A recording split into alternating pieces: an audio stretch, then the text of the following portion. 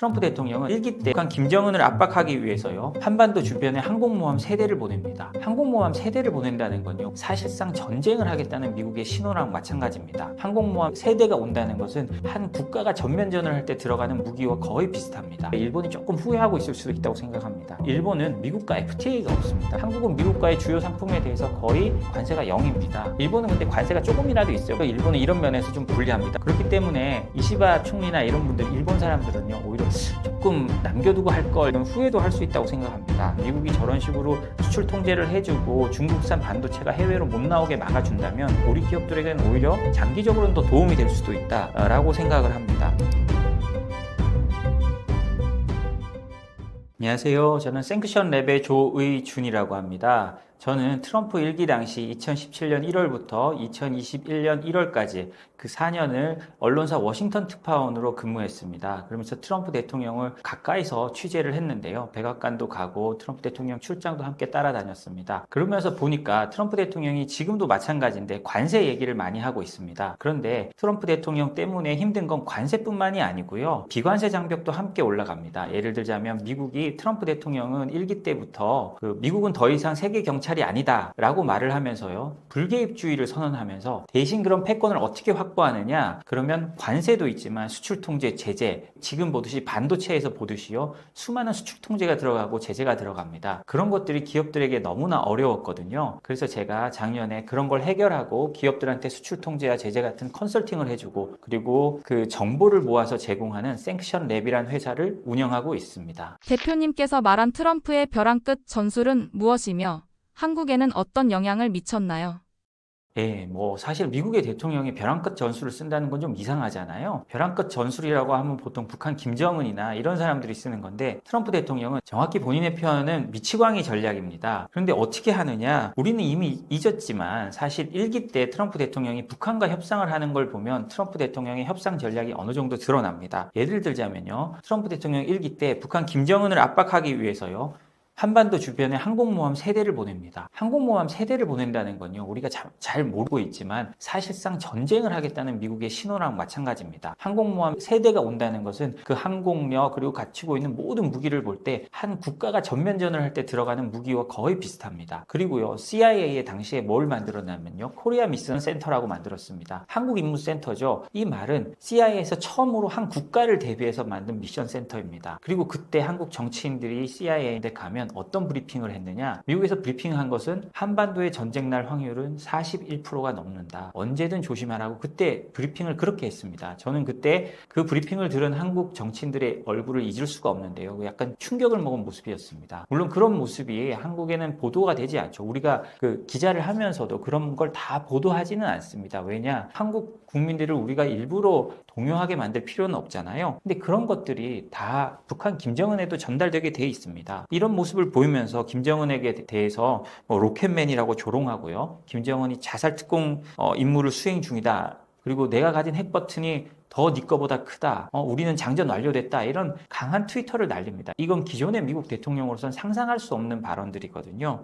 이런 걸 통해서 북한을 벽으로 밀어붙이는 겁니다. 그걸 통해서 결국 나중에 협상이 이루어지는 거거든요. 이런 것처럼 트럼프 대통령의 전략은 단순히 이런 북한과의 협상이 아니라 관세, 무역, 모든 것에서 전면적으로 이용하게 됩니다. 그래서 우리가 트럼프 대통령을 볼 때 이 정도에서 끝나겠지, 이 정도에서 만족했지 않을까, 이렇게 생각하는 건 오판일 가능성이 높습니다. 항상 그 사람을 주시하고 어떤 걸 또 카드로 꺼내들지를 계속 지켜봐야 합니다. 그리고요, 무역 협상이 어떻게 될지를 보면요, 최근에 저희 연휴 기간에 콜롬비아에 대해서 트럼프 대통령이 말한 게 있습니다. 자신의 트루스 소셜에 올렸는데요, 콜롬비아가 이민자를 받지 않는다고 하니까 트럼프 대통령이 열받은 겁니다. 그래서 올린 게 관세를 20%로 올리고, 그래도 말을 안 들으면 일주일 후에 50%로 올린다. 그리고 그 정치인이나 지도자들을 제재하고요, 금융적으로도 제재하고, 그 다음에 콜롬비아산 통관을 철저히 하라고 말을 했습니다. 이거는 제재하고 비자 발급까지 중단하라고 했거든요. 이거는 이란이나 러시아, 북한 같은 데나 하는 겁니다. 그런데 우리가 잘 모르고 있지만 콜롬비아는요, 한국의 6.25의 참전국입니다. 그걸 보면 알 수 있듯이 콜롬비아는 중남미의 거의 유일한 미국의 동맹국이거든요. 미국이 동맹국, 우리는 뭐 미국의 동맹국 동맹국이기 때문에 미국의 동맹국이 많다고 생각하지만 미국의 동맹국이 많지 않습니다. 미국은 나토 이외에는요, 약 18개국의 동맹국을 갖고 있는데요. 한국, 일본, 그다음에 중남미에서는 콜롬비아, 그리고 최근에 뭐 브라질, 아르헨티나 이런 나라들이 들어가 있습니다. 근데 브라질, 아르헨티나는요, 나라 그쪽 지역에 약간 맹주격이니까 그 미국이 관리를 위해서 넣어준 나라고요. 콜롬비아는 우리나라 6.25 때도 참전하고 이라크 전에도 참전한 중남미의 유일한 참전국입니다. 그런데 콜롬비아가 지금 좌파 대통령이라고 하지만 트럼프가 보기에는 굉장히 미운 사람일 수 있습니다. 왜냐하면 정치적 성향이 다르니까요. 그런 콜롬비아에 대해서 아무리 그래도 자신들이 동맹국이라고 한 나라에 대해서 보복 관세를 매기고 거기다가 금융 제재를 하고 통관까지 철저히 하라고 한 겁니다. 이거는 콜롬비아산 물건을 잘 받아들이지 않도록 괴롭히겠다는 뜻이거든요. 이렇게 하면서 사실상 질리게 만드는 겁니다. 그 트럼프 대통령이 이렇게 나가니까 콜롬비아가 바로 받아들였어요. 우리는 미국하고 잘 지내겠다라고 하면서 우리가 이민자를 받아들이는데 대신 우리가 비행기를 보내서 데려오겠다. 이런 식으로 타협점을 만듭니다. 이런 것처럼 트럼프 대통령은 또 동맹이라고 봐주지도 않고요. 우리가 또 일기 시절에 중국과 협상을 했던 걸 보면요.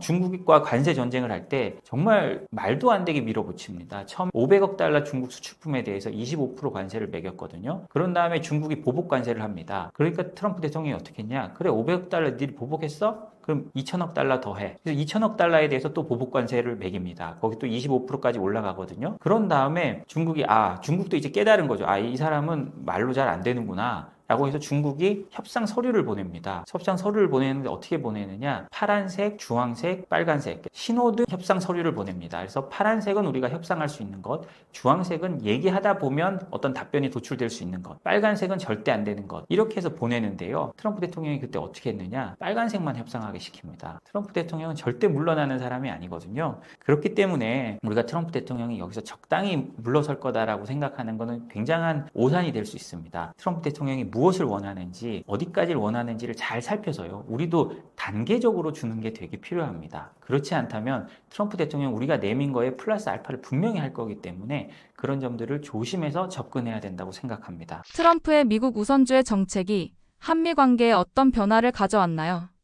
미국 우선주의 정책이 한미 관계에 좀 좋을 리는 없습니다. 트럼프 대통령이 1기를 마치고 인터뷰를 했는데요. 2021년이죠. 야인 시절에 트럼프 대통령이 플로리다 남쪽 백악관이라고 불리는 마러라고 리조트에 찾아온 뉴욕타임스 기자를 만나서요. 당신이 뉴욕타임스 기자가 물었습니다. 트럼프 대통령에게 1기에 못해서 아쉬운 점이 뭐냐라고 했더니 첫 번째가 독일 수출차에 제대로 된 관세를 물리지 못한 거다라고 말했습니다. 그건 저희가 지금 보고 있는 모습이죠. 관세에 대해 어마어마하게 때리는 거요. 그리고 두 번째 말하는 게 뭐냐? 한국의 방위비를 올리지 못한 게 아깝다라고 말했습니다. 그만큼 트럼프 대통령의 머릿속에는 방위비가 들어가 있는 겁니다. 한국은 미국의 삼성 TV도 팔고 반도체도 팔고 뭐 다 파는데 우리 방위비도 올려주지 않는 나라다. 그리고 한국을 머니머신이라고까지 불렀잖아요. 그렇게 돈을 벌고 있으면서 우리에게 잘 대해주지 않는다는 게 트럼프 대통령의 머릿속에 있습니다. 그렇기 때문에 방위비만 보면 한미 관계에 긍정적인 영향만을 끼쳤다고 할 수는 없습니다. 그런데요, 저는 개인적으로는 이렇게 생각합니다. 트럼프 대통령이란 사람이 과격하게 말을 해서 그렇지 이제 한미 관계도 그리고 한미 동맹도 좀 더 성숙한 관계로 나아갈 때는 됐습니다. 왜냐하면 지금 우크라이나에서 보고 있듯이 우크라이나 그 물자를 지원하고 트럼프 대통령은 히토류 광물로 받는다고 하고 우리가 낸 돈을 찾아와야 된다고 말을 하잖아요. 그리고 대신 우크라이나에 대한 히토류나 광물 개발 대금의 50%를 달라고 합니다. 그리고요, 우크라이나에 대한 방위 약속을 잘 해주지 않고 있는데요. 우리는 70년 전에 어땠느냐? 우리는 원조를 받고 상호 방위 약속까지 받아냈습니다. 그렇기 때문에 우리가 이거를 너무 당연하게 생각하는 면이 있습니다. 그렇지만 우리가 지금 이 냉혹한 국제 질서에서 보면요, 이게 당연한 게 아니거든요. 그 한미 동맹은 우리가 견고하게 잘 갖고 왔지만 한쪽 일방이 파기를 선언하면 1년 후에 자동적으로 파기가 됩니다. 그렇기 때문에요, 실제로 그 미국이 상호 방위 조약을 파기한 경우도 있습니다. 대만에 대해서 그랬거든요. 70년 전에 참전했던 우리의 미국의 참전 용사들은 이제 또 대부분 돌아가셨고 그 유대 관계가 사실 떨어지고 있는 것은 사실이거든요. 그러려면 좀 더 성숙한 관계로 가야 되는데 미군의 일방적인 지원이 아닌 우리가 좀 더 기여를 한다는 이런 차원에서 서로 합의점을 찾아가야 되는 건 있습니다. 최근에 트럼프 대통령이 한 그 러스틱 미 상무장관 취임 선서장에서 좀 재밌는 농담을 했는데요. 이 농담을 보면 트럼프 대통령의 생각을 분명히 알 수 있습니다.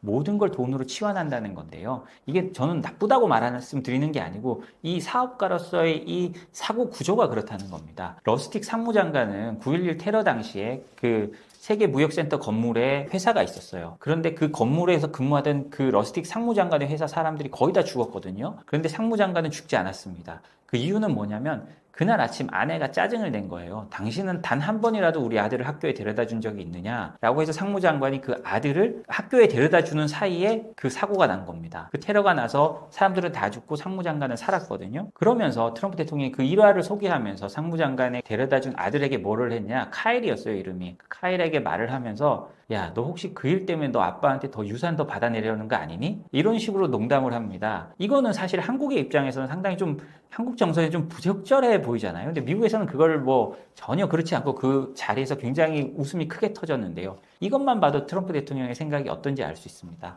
모든 걸 돈으로 치환하는 사람이거든요. 저는 절대 이거 부정적으로 말하는 게 아니고요. 그 사람의 사고 구조가 이렇다는 걸 말씀드립니다. 그렇기 때문에 트럼프 대통령은 방위비 문제에 대해서 더 천착을 하게 될 겁니다. 미국인들 트럼프 1기 시절의 계산으로 주한미군 방위비의 약 3분의 1만이 한국이 부담하고 있다고 미국인들은 계산하고 있거든요. 우리는 사실 많이 주고 있습니다. 우리가 주고 있는 항목별로 주는데요. 그 항목별로 미군이 다 쓰지 못해서 은행에 넣어놓을 정도입니다. 그런데도 미국은 그거는 니들이 쓰는데 하는 거고 실제로 주둔비는 이만큼 드는데 니들이 3분의 1밖에 내지 않고 있지 않느냐라는 겁니다. 트럼프 대통령은 뭐 50억 달러 내놔라, 100억 달러 내놔라 이렇게 하는데요. 그런 거 사실 조금 비현실적이라고 하더라도 우리가 방위비에서 트럼프 대통령을 어느 정도 만족시킬 수 있을 만큼 주고 또 다른 데서 또 얻어내는 이런 지혜는 좀 필요하다고 생각을 합니다. 그리고요, 주한미군이 있다는 것은 한국이 지정학적으로 더 도움이 됩니다. 앞으로 미중 갈등이 더 가속화될 텐데요. 미중 갈등이 가속화되면 우리가 어느 편에 서 있는지가 좀 중요해집니다. 우리가 꼭 뭐 편을 안 서고 중간에서 서 있으면 좋겠다라고 생각을 하지만 실제로 역사는 그렇게 중간에 있었던 사람들에게 그렇게 유리하진 않았습니다. 예를 들자면요, 일본 도시바가요, 냉전 시절에 1987년입니다. 그 몰래 최신 공작 기계를 소련에 팔았습니다. 소련에 팔았을 때 그때까지만 해도 미국은 그 소련의 핵 잠수함을 어떤 식으로 탐지하고 있었냐면 소리로 탐지했습니다. 왜냐하면 정밀한 공작 기계가 없어서 프로펠러 소리가 많이 났거든요. 근데 어느 날 갑자기 그게 안 들리는 겁니다. 그래서 알고 보니 도시바가 판 게 들통났거든요. 그때 어떻게 했느냐? 미국에서 어마어마한 반일 시위가 일어나고요. 백악관 앞에서 도시바와 미국 상품 불태우는 일이 일어납니다. 그런 다음에 도시바 그 당시 반도체로 최강자 중에 하나였거든요. 일본 반도체가 몰락하기 시작합니다. 미국이 공급망을 바꾸는 거죠. 우리가 이럴 때 눈치를 보는 게 좋을 수도 있지만 이럴 때 당장 우리가 눈치를 보면서 양쪽의 거를 다 뽑아야 된다고 생각할 수 있지만 역사는 그렇게 단순하진 않습니다. 우리가 원하든 원치 않든 70년 전에 어느 편인지가 명확하게 사실은 정해져 있습니다. 우리가 그 정해진 안에서 우리가 중국과도 이미 FTA도 있고 하기 때문에 그 안에서 서로 연결되는 파이프라인은 될 수가 있겠지만 우리가 어느 편인지를 여기서 살짝 힘들어하거나 하면 양쪽에서 배척을 당하거나 혹은 우리가 있는 자유민주주의 진영이 경제적으로보다 훨씬 큽니다. 이거는 경제적으로 따져도 선택은 명확한 거거든요. 그러다 보면 우리가 장기적으로 오히려 이쪽에서 피해를 입을 수도 있기 때문에 그런 면에서 주한미군이 우리나라에 있다는 것은 우리의 입지를 강화시켜주고 미국이나 중국 모두에게 전략적으로 우리가 필요한 존재란 걸 인식시킬 수 있다고 저는 생각을 합니다. 한국은 트럼프의 정책 변화 속에서 어떤 대응 전략이 필요할까요?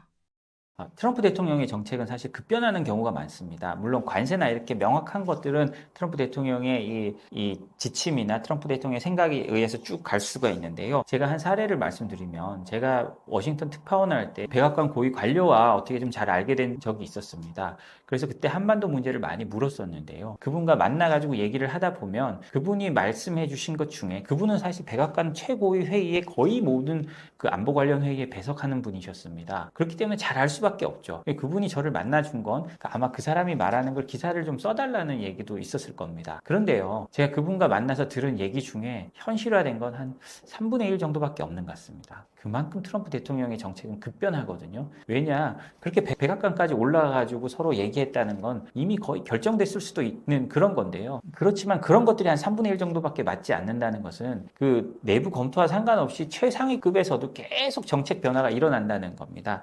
그래서 트럼프 대통령의 정책은 언제든 변경될 수 있다라는 걸 염두에 두고 저희가 접근을 해야 되는데요. 특히 트럼프 대통령에게 영향을 받는 건 물론 모든 게 영향을 받지만 우리 국가적으로 볼 때 반도체, 자동차 이런 것들이 참 영향을 받을 수 있다고 생각을 합니다. 그런데요, 자동차를 예를 들어보면요, 우리가 뭐 관세 때문에 우리 자동차가 어마어마하게 피해를 받을 거다라고 하는데요, 당연히 피해를 받을 가능성이 높습니다. 그런데 우리가 무역은 상대적인 겁니다. 우리가 피해를 받는데 우리의 경쟁국보다 적으면 피해를 덜 받으면 우리가 오히려 유리한 겁니다. 그런 걸 보면요. 예를 들자면 지금 포드하고 GM도 난립니다. 미국 회사니까 난리 날 이유가 없을 것 같은데요. 포드 CEO는 이대로 가면 한국하고 일본만 이득을 본다라고 하면서 거의 매주 워싱턴 DC 출장을 가고 있다고 그 IR에서 밝혔습니다. 그리고 GM도 해외 재고를 빨리 털어야 된다면서 가용한 모든 물량을 가지고 미국으로 지금 한국 GM에 있는 물건이든 뭐든 실어서 지금 미국으로 계속 보내고 있는 중이거든요. 이 사람들이 왜 이러느냐? 그 관세가 자기들에게도 엄청 큰 영향을 미치고요. 포드 같은 경우는 생각을 해보면 GM도 마찬가지겠습니다만 미국의 공급망은 캐나다, 멕시코와 다 엮여 있습니다. 미국 안에서만 생산하는 경우가 잘 없거든요. 그렇기 때문에 이 관세가 캐나다, 멕시코에도 가고 다른 나라에도 매겨지면 이 사람들이 생각할 때 안 그래도 자기들이 원가 경쟁력이 한국이나 일본에 비해서 좀 떨어지는데 전체적으로 생각하면 자기들이 오히려 손해다라고 생각을 하고 있는 겁니다. 이런 걸 보면요. 그쪽에서 얼마나 세밀하게 지금 주판화를 튕기고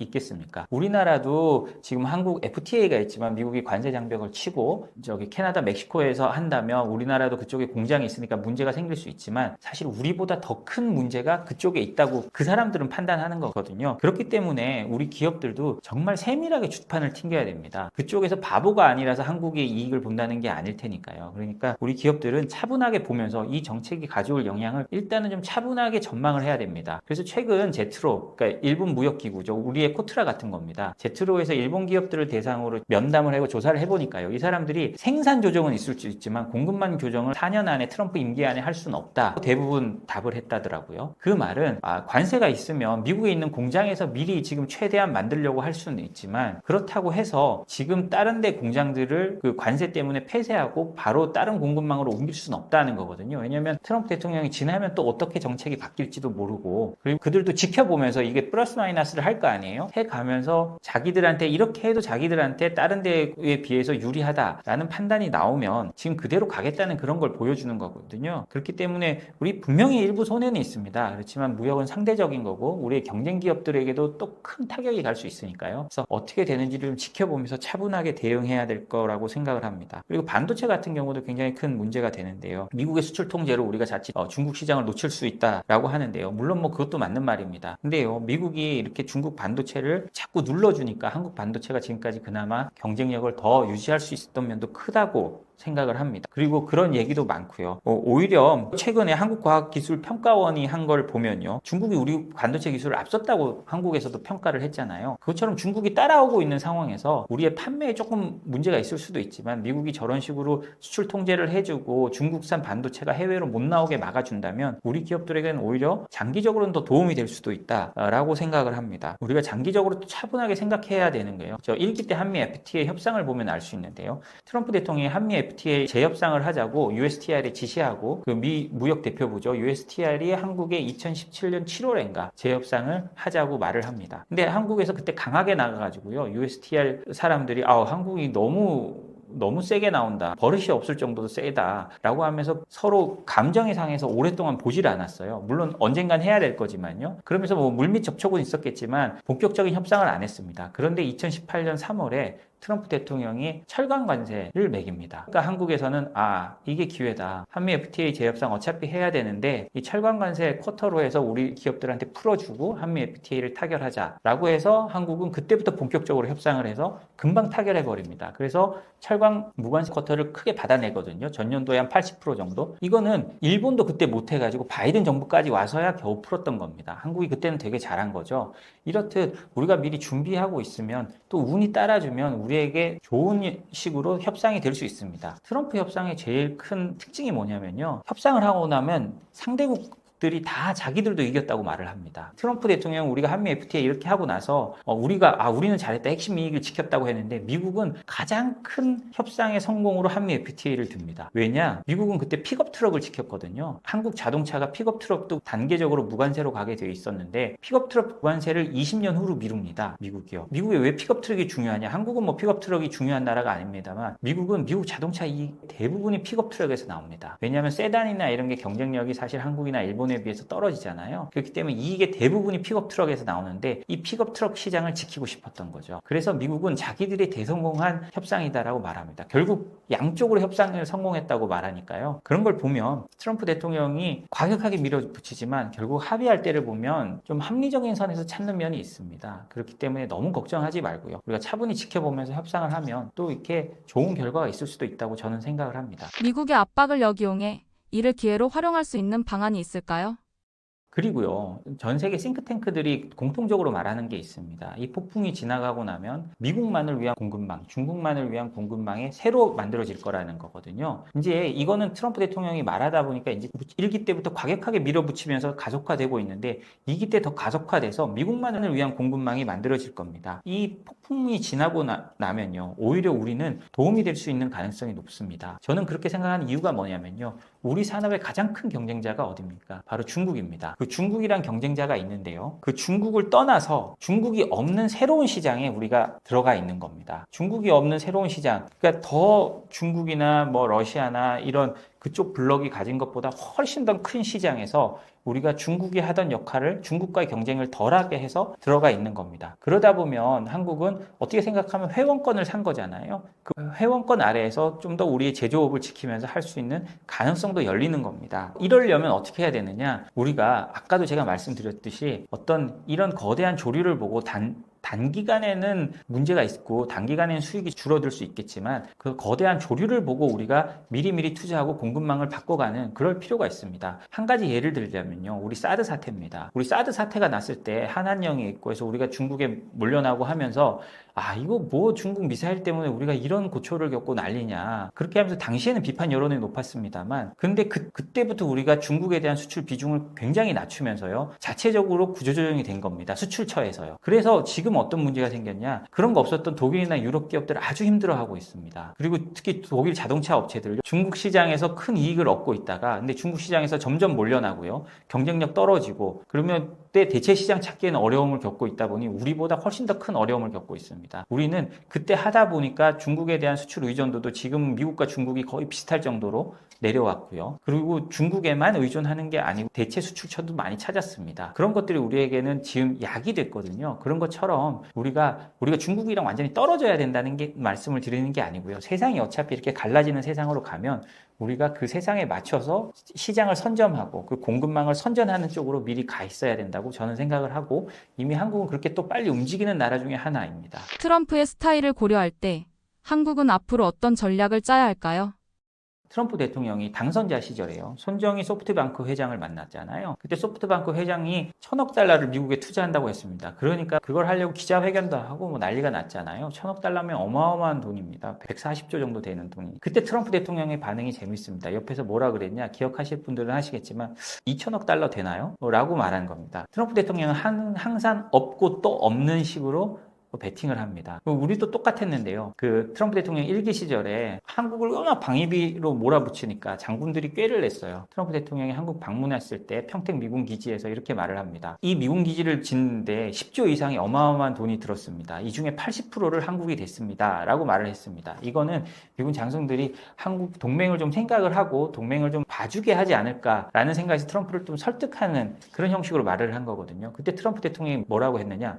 왜 100% 안 냈어요? 라고 했습니다. 트럼프 대통령은 똑같습니다. 뭘 주면 하나를 더 엎어서 더 달라고 하는 사람이거든요. 저는 이런 걸 볼 때 일본이 조금 후회하고 있을 수도 있다고 생각합니다. 이시바 총리가요, 최근에 트럼프 대통령이 황금 투구를 선물하고요, 가서 1조 달러의 투자 계획을 밝히기도 했는데요. 그 이후에 트럼프 대통령이 밝힌 것을 보면 상호 관세부터 뭐 다 부과하겠다 이런 게 많은데 그렇다고 해서 물론 뭐 협상이 진행돼야 아는 거겠지만 일본이 명확하게 예외가 될 수 있다는 얘기는 아직까지 나오고 있지 않습니다. 물론 협상이 더 돼봐야 알지요. 그리고 오히려 일본은 미국과 FTA가 없습니다. 그래서 한국은 미국과 FTA가 있어서 상호 관세는 서로 관세를 매긴 만큼 매기는 거잖아요. 한국은 미국과의 주요 상품에 대해서 거의 관세가 0입니다. 일본은 근데 관세가 조금이라도 있어요. 많지는 않지만요. 어찌됐든 오히려 일본은 이런 면에서 좀 불리한 상황에 수치적으로는 불리합니다. 물론 모든 걸 고려해서 나중에 협상에서 나오겠지만요. 그렇기 때문에 이시바 총리나 이런 분들, 일본 사람들은요, 오히려 조금 남겨두고 할 걸 이런 후회도 할 수 있다고 생각합니다. 그럼 우리는 어떻게 해야 되느냐? 저는 정말 눈치 보는 바꾸는 수밖에 없다고 생각합니다. 눈치코치 전략으로 나가야 되는데요. 뭐 손자병법에서도 적의 형세를 보고 따라가며 이긴다는 개념이 있다고 하고요. 이거는 뭐 우리가 주도적으로 전략을 짜기보다는요, 상대의 행동을 보며 따라가야 됩니다. 제가 늘 말하는 건데요. 제가 1기 때도 트럼프 대통령을 보면서 계속 느꼈던 건데요. 트럼프 대통령은 예측하기보다 대응해야 될 사람입니다. 우리가 그 대응을 어떻게 하느냐 가 굉장히 중요합니다. 그리고 이 대응을 얼마나 적확하고 현명하게 하느냐, 그리고 빠르게 하느냐에 따라서 결과가 차이 납니다. 우리 한미 FTA 과거에 협상했던 것처럼요. 그렇기 때문에 우리가 트럼프 대통령이 어떤 행동에 따라서 어떻게 대응할 것인가를 민간과 정부와 이렇게 합쳐서 정말 머리를 짜내야지, 그게 트럼프 대통령 시절의 성공과 실패를 규정한다고 생각을 합니다. 트럼프 대통령이 발표한 관세 정책의 주요 내용과 목적은 무엇인가요? 트럼프 대통령은 캐나다와 멕시코에 25% 관세를 부과하고요. 중국에 10% 관세를 부과한다고 처음에 했다가 캐나다와 멕시코는 한 달을 미뤘고 중국에는 바로 부과를 했습니다. 그런데요, 트럼프 대통령의 관세 목적을 알기 위해서는 트럼프 지지층 그리고 트럼프의 세계관이 뭔지를 먼저 알아야 되는데요. 전 이게 정말 중요하다고 생각합니다. 트럼프 대통령은 취임사에서요, 미국을 제조업 국가로 만들겠다고 했습니다. 국민소득 7만 달러 되는 나라를 제조업 국가로 만든다는 건 사실 불가능한 얘기인데요. 왜 트럼프 대통령이 이렇게 불가능해 보이는 얘기를 했느냐? 트럼프 대통령은 물론 가능하다고 생각을 하는 겁니다. 트럼프 대통령의 핵심 지지층은 고졸 백인이라고 보면 됩니다. 핵심 지지층, 그리고 트럼프 대통령의 정책을 이해하기 위해서는 고졸 백인의 눈으로 트럼프 대통령을 봐야 하는데요. 지금까지 그 고졸 백인들은 뭘 했느냐? 저임금 서비스 근로자를 할 수밖에 없었어요. 그런데 트럼프 대통령은 그 사람들한테 약속을 하는 겁니다. 아니다. 너희들은 소비자가 아니고 저임금 서비스 노동자가 아니고 생산자로서 중산층으로 살게 해주겠다. 미국이 화려했던 그때로 되돌리고 생산자의 가치를 높여주겠다. 인플레 우려 조금 있을 수 있다. 동맹들과 마찰이 있을 수 있다. 한국, 일본에게 오히려 페널티를 주면서 그 일자리를 우리가 가져올 수 있다. 라고 말한 게 트럼프 대통령입니다. 제가요, 그 트럼프 대통령 1기 마지막에 펜실베니아 스윙 스테이트죠. 트럼프 대통령 1기 마지막에 펜실베니아 취재를 간 적이 있었습니다. 그때는 2020년이니까 코로나가 난리였거든요. 똑같은 날 바이든 대통령 그 유세 현장과 트럼프 대통령 유세 현장을 갔는데요. 물론 바이든 대통령 유세 현장에 사람 많았어요. 사람 많았고 했지만 열기가 뜨겁다기보다는 그냥 사람들이 모여 바이든 대통령 말을 들으러 온 거예요. 유세를 들으러 온 거고. 그런데 트럼프 대통령 유세 현장은요, 펜실베니아 산골이었습니다. 비행장이 있는 산골, 산 위에 비행장을 닦아놓은 산골이었고요. 거기 올라가려면 차를 타고 산 중턱까지 올라가야 되는데요. 거의 1km 전부터 차량 정체로 이동하기가 쉽지 않습니다. 그래서 도로 갓길에 세워놓고 거의 1km를 산길을 걸어 올라가야 그 랠리 현장을 갈 수 있었는데요. 그 코로나 어목한 시기에도 축제 현장이었고만 락 콘서트였습니다. 사람들이 너무 많이 몰렸어요. 근데 거기 가보면 유니폼을 입은 사람들이 많았습니다. 그러니까 멜빵 바지 같은 걸 하고 회색 멜빵 바지 같은 걸 입은 사람들이 와서 제가 궁금해서 물어봤어요. 왜 여기 오셨느냐? 그리고 가족들하고 같이 손에 손잡고 성조기를 들고 온 사람들이 많았습니다. 왜 여기 오셨냐 물어보니까 자기는 탄광 노동자인데 우리는 트럼프가 안 되면 바이든은 이 탄광 같은 거를 개발 못하게 할 거기 때문에 직업을 잃는다. 우리는 트럼프만이 희망이다. 그리고 우리 가족 모두가 여기 왔다. 라고 하는 겁니다. 그게 트럼프에 대한 핵심 열광의 이유입니다. 왜냐? 그래서 트럼프가 관세를 부과하는 거는 이런 이유로 봐야 됩니다. 트럼프는 늘 자기 지지층만 보는 사람이거든요. 트럼프 대통령이 늘 말하는 게 지지층을 먼저 봐라. 지지층에게 희망을 줘야 된다. 라는 게 트럼프의 말입니다. 트럼프 왜 이렇게 말하느냐? 트럼프가 처음에 대통령 될 때요. 그 전에 오바마 정부 8년이 있었잖아요. 그래서 공화당이 백서를 내놓습니다. 우리는 왜 정권을 잃었고 오바마한테 계속 졌느냐? 우리도 좀 더 오바마처럼 중도적인 거로 가야 되고 인종 다양성도 포용해야 되고 그 다음에 좀 국제적인 모습을 더 보여줘야 된다. 그게 공화당 보고서의 내용이었습니다. 그런데 트럼프 대통령은 어떻게 했느냐? 말이 안 된다. 우리가 그렇게 가서는 안 된다. 우리는 우리 지지층을 봐야 되고 우리의 가치를 지키고 미국의 원래 가치대로 나가야 된다는 게 트럼프 대통령이 그 저변의 흐름을 보고 치고 나간 거고요. 그렇게 해서 트럼프 대통령이 일기 때 그 수많은 반대에도 후보가 되는 겁니다. 열광적인 지지를 받았던 거죠. 기층의 열광적인 지지를 받았던 거죠.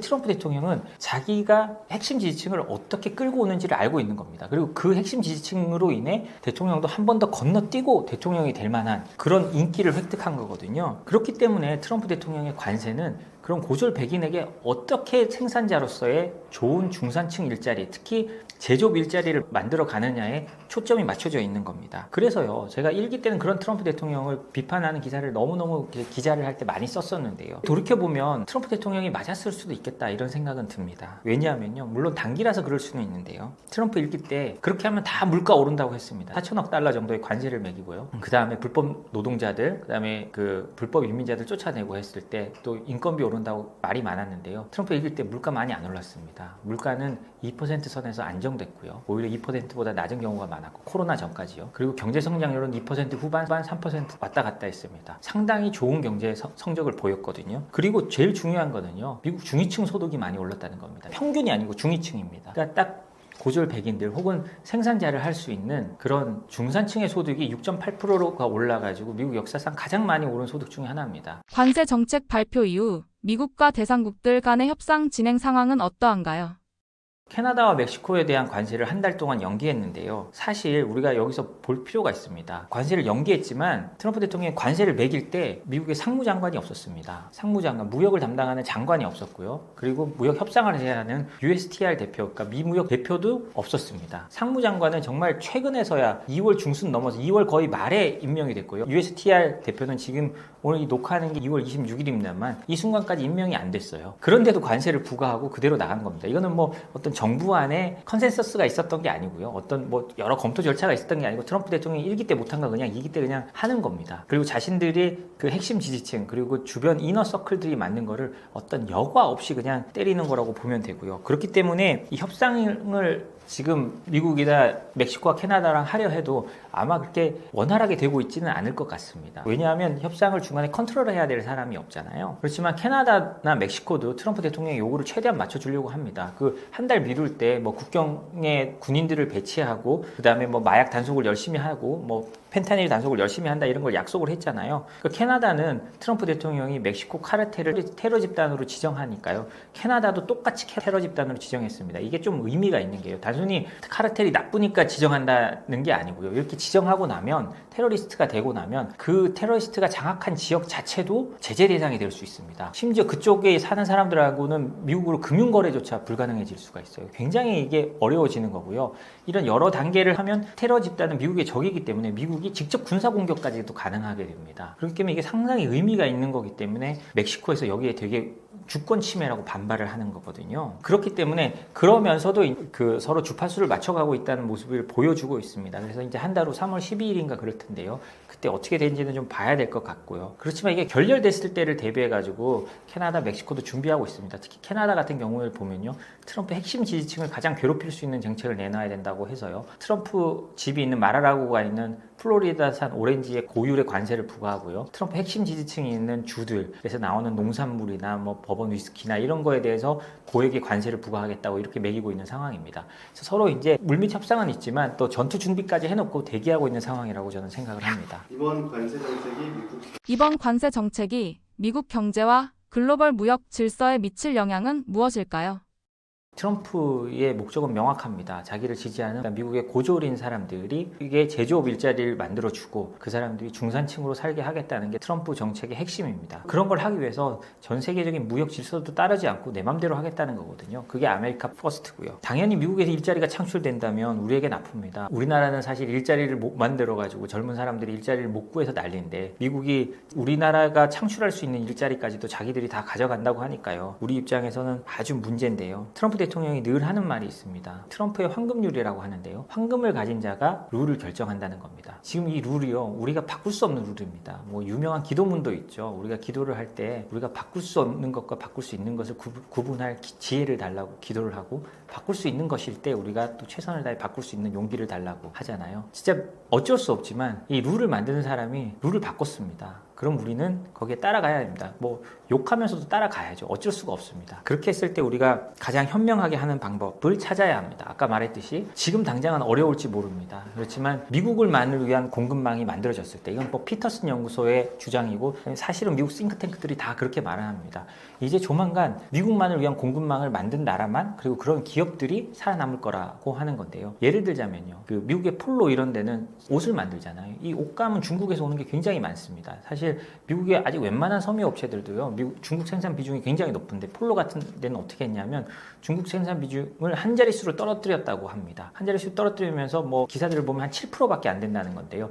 중국이 있기 때문에 어느 정도 남겨놓은 거지 이미 다른 데서 다 소싱을 하고 있다는 거예요. 그렇기 때문에 폴로나 이런 데서 주가가 지금 나쁘지 않거든요. 미리미리 대처해 놓은 나라에는 기회가 올 수도 있습니다. 예를 들자면요. 중국이 요즘 모로코에 많이 투자를 하고 있다 합니다. 뭐 갑자기 모로코에 왜 투자하나라고 하겠지만 유명한 모로코가 미국과 유럽의 FTA를 다 체결한 나라입니다. 상호 관세가 있고 뭐 관세 전쟁이 벌어지겠지만 상호 관세라는 건 네가 매긴 만큼 나도 매긴다는 거니까 중국은 미국이나 유럽의 관세가 나는 모로코에 투자를 해서 유럽이나 미국으로 가겠다고 하는 거거든요. 그렇게 따져보면 한국도 미국, 유럽, 중국 모두와 FTA를 맺은 나라입니다. 어찌됐든 한국이 그런 예전에 홍콩이 했던 것처럼요. 홍콩의 슬로건이 뭐냐면 게이트웨이 투 차이나입니다. 중국으로 가는 문이라는 거거든요. 이제 홍콩은 중국의 일부로 미국은 홍콩에 있다는 것만으로도 제재당할 수 있다고 미국 기업들한테 경고를 하고 있습니다. 그렇기 때문에 한국이 이제 그 역할을 대신할 수도 있는 거고요. 이제 운이 좋다면요. 이거는 뭐 우리의 노력만으로 되는 건 아니고 우리가 우리 스스로 그런 수출 통제나 미국의 제재를 또 잘 따라야 하겠죠. 그러면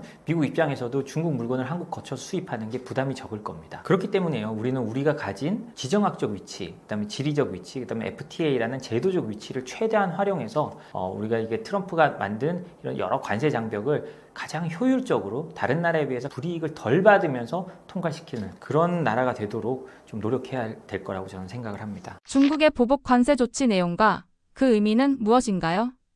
트럼프 대통령이 10% 관세를 부과하니까요. 중국도 보복 관세를 했는데요. 우리가 이 중국의 움직임은 잘 살펴볼 필요가 있습니다.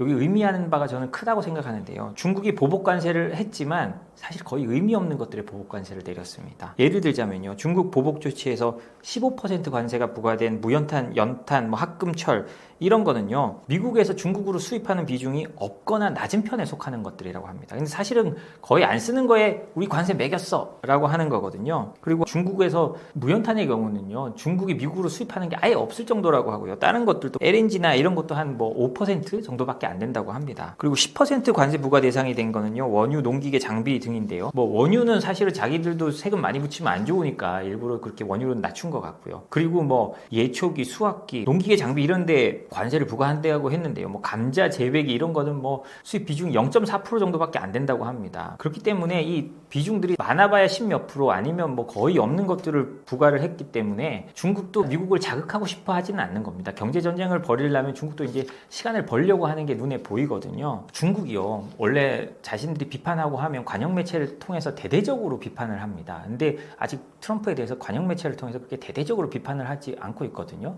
그리고 트럼프 대통령에 대해 중국 온라인에서는 제2의 건국의 아버지라고 약간 조롱조로 말을 한다고 합니다. 트럼프 덕분에 반도체도 자신들이 발전했고 AI도 발전시킬 수 있었다 이런 건데요. 그렇기 때문에 중국도 지금은 지켜보는 상황이라고 생각을 합니다. 그런데요. 중국이 계속 이렇게 이제 유화적인 자세만을 보일 거냐? 저는 그렇게 생각하고 있지 않습니다. 영국의 리스크 관리 그룹에서 올해를 전망하면서 가장 큰 게 미국의 압박은 당연히 예상되는 거니까요. 트럼프 행정부야. 중국의 반격이 어떻게 되느냐가 가장 주목해야 될 거라고 영국에서 그렇게 말을 했거든요. 영국의 싱크탱크 같은 곳에서요. 그 이유는요. 이미 중국은 1기 때 트럼프에게 많이 당했습니다. 트럼프 대통령이요. 처음에 중국에 관세를 매기면서 500억 달러 했다가 2천억 달러 했다가 그래도 말을 안 들으니까 3천억 달러 때린다고 했다가 거기서 중국이 2천억 달러 이상 농산물이나 가스나 이런 거 사준다고 해서 거기서 멈춘 거거든요. 중국이 사실 중국도 보복하고 했지만 중국이 트럼프 대통령이 그렇게까지 나올 줄 모르고 해서 좀 당한 면이 있습니다. 그런데 그렇기 때문에 중국이요. 지난 4년간 이런 무역 보복에 보복할 수 있는 조치를 굉장히 연구를 많이 했고요. 제도도 다 만들었습니다. 미국과 비슷하게 만들었습니다.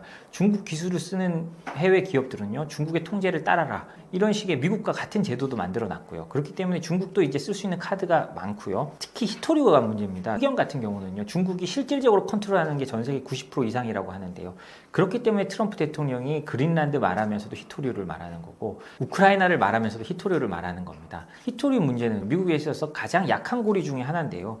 미국이 이런 걸 알기 때문에 계속 중국으로부터 이 히토리오에 대한 그 의존도를 낮추려고 노력했는데 잘 되지 않았습니다. 예를 들자면요. 중국이 당장 히토리오를 걸어 잠그면요. 미국 무기의 1000개는 못 만들게 되고요. 2000개는 부품을 못 만들게 된다고 합니다. 그만큼 미국도 타격을 많이 받는 거거든요. 그래서 바이든 정부서부터 미국도 히토리오를 개발하려고 엄청 노력을 했습니다. 그래서 바이든 정부에서 모잠비크의 흑연 광산에 아예 보도자료를 내고 대대적으로 선전하면서 투자를 했는데요. 실패했습니다. 왜냐하면 거기 흑연을 개발하려고 들어갔는데 그 지역 주민들하고 분쟁, 소요 사태가 나면서요. 제대로 된 공급망을 못 만드는 거죠. 이런 광산이 미개발 지역이나 아니면 제3세계에 좀 힘든 곳들에 많기 때문에 사실 개발하기가 쉽지 않습니다. 어느 날 갑자기 개발하기가 쉽지 않고 미국이나 캐나다나 이렇게 다른 나라에서 개발하기도 쉽지 않은 게 개발 탐사에서 개발하는 데까지 걸리는 시간이 너무 오래 걸리는 거예요. 그렇기 때문에 미국이 아무리 하고자 해도 안 되는 것들이 있는데 그걸 중국이 꽉 잡고 있거든요. 그렇기 때문에 중국에게 마냥 불리한 게임은 아니다. 저는 그렇게 생각을 합니다. 트럼프의 관세 정책이 실제로 마약 문제 해결에 효과가 있을까요? 다른 대안은 없을까요? 만약에 관세로 마약을 잡을 수 있다면 관세 훨씬 많이 올렸겠죠. 미국 사람들이 늘 말하는 게 있습니다. 미국은 외부의 위협이 아니라 내부의 위협 때문에 망한다고 말을 하는데요. 뭐 미국이 초강대국 지위에 내려오면 마약이나 향락 이런 것 때문에 망할 거라고 생각하는 사람들이 많습니다. 그렇기 때문에 트럼프 대통령이 더더욱 이 마약을 잡으려고 하는 건데요. 관세라는 걸 이용해서 마약을 잡으려고 하는 겁니다. 압박해서 뭐 멕시코나 중국이나 이런 걸 압박해서 마약이 들어오지 않도록 하려고 하는 건데요. 트럼프 대통령은 참 독특한 사람입니다. 트럼프 대통령은 뭐 사실 그 수많은 뭐 스캔들하고 성적인 문제나 이런 것도 많았지만 그 사람은 술도 하지 않습니다. 담배도 피지 않고요. 마약도 하지 않습니다. 자식들한테 그거를 거의 무조건 지키게 하고요. 손자들까지 하고요. 심지어 트럼프 대통령은 카지노 회사를 하거든요. 카지노를 한번 해보지도 않은 사람입니다. 그래서 카지노를 하지도 않으면서 왜 카지노 회사를 하냐고 물으면 거기서 돈을 벌 수 있기 때문에 한다고 말하는 사람이거든요. 그렇기 때문에 트럼프 대통령은 이런 부분에서 굉장히 철저합니다. 그렇기 때문에 마약을 뿌리 뽑아야 된다는 생각도 아주 강할 거고요. 그래서 실제로 뭐 미국에서는 그 마약 백신을 만들자는 얘기도 나오고 뭐 실험 중이라는 얘기도 있습니다. 예를 들자면 마약을 맞아도 그런 황홀함이나 어떤 마약의 효과가 나타나지 않는 백신이 있다면 더 이상 마약을 하기가 싫어질 거 아니에요. 할 이유가 없잖아요. 그럼 백신을 만든다는 얘기도 있는데 그 마약을 어떻게 뿌리 뽑냐는 너무너무 어려운 얘기입니다. 뭐 사실 이렇게 쉽게 뿌리 뽑히는 건 아니고요. 근데 요즘 유럽을 보면 좀 새로운 방법을 쓰고 있습니다. 마약 거기도 뭐 펜타닐이나 이런 게 너무나 넘치고 있기 때문인데요. 유럽은요 마약 조직을 소탕하는 것도 소탕하지만 요즘 돈줄을 자르는데 더 주력하고 있습니다. 마약 조직원들이 자금 세탁하는 이런 루트를 찾아서 하나하나 잘라가고 있거든요. 그리고 그러기 위해서 이제 특별수사단도 만들고 이런 식으로 유럽에서 접근하고 있습니다. 마약을 깨기 위해서는요 마약 판매자를 단속하는 것도 있고 뭐 사는 사람은 뭐 유럽이나 미국에서는 잘 단속을 하지 않습니다. 뭐 그건 자신의 몸을 망치는 것도 개인의 자유라고 생각하기 때문에 그렇다고 하는데요. 공급자, 뭐 카르텔 이런 것도 단속해야 되지만 그 자금 세탁, 그 자금원을 잘라야 되거든요. 그래서 그런 면이 다 엮여 돌아가야 어느 정도 가등할 수 있다라고 생각을 하는데요. 미국의 마약 문제는 쉽지 않은 문제고 앞으로 모든 대통령들에게 도전적인 상황이 될 거라고 생각을 합니다. 트럼프 대통령이 관세 문제를 많이 하고 있지만 실질적으로 우리 기업들에게 중요한 건요. 비관세 장벽 그리고 수출 통제 제재 이런 문제가 됩니다. 실제로 제가 트럼프 1기 때 미국에 있을 때요. 그 로펌 변호사들을 만나보면 그 관세 얘기는 거의 안 하고요. 수출 통제나 제재 이런 얘기가 엄청 많았어요. 왜냐하면 수출 규정이나 이런 게 너무나 복잡해지고 있는 겁니다. 그래서 사실 이런 데 대한 대비책을 마련해 놓지 않으면 벌써부터 미국이나 이런 데 통관이 점점 느려지고 있거든요. 그래서 내가 만드는 제품이나 우리 회사는 그 제재나 수출 통제를 철저하게 준수하고 있다. 이런 내규 같은 걸 만들어야 됩니다. 그런 걸 내규를 만들고 수출을 하고 그렇게 하면 좀 더 안전한 거래가 되고 또 해외 그러니까 미국이나 유럽의 업체들도 그런 내규를 가진 업체들과 더 안전성을 믿고 거래하게 됩니다. 이거는 이미 미국이나 유럽은 그렇게 된 지 오래됐고요. 이제 한국도 그렇게 가야 될 시점이 됐습니다. 그래서 제가 이 제재전쟁이라는 책을 쓴 건데요. 이 책을 읽어보시면 이 국제 제재가 어떻게 돌아가고 있고 왜 이 세계가 그렇게 변해가는지를 알게 될 거라고 생각합니다. 그래서 통관이나 이런 어려움을 겪고 있는 분들이나 또 제재 문제에 관심이 있는 분들은 저희한테 연락을 주시면 저희가 상담을 하고 도와드릴 수 있도록 하겠습니다.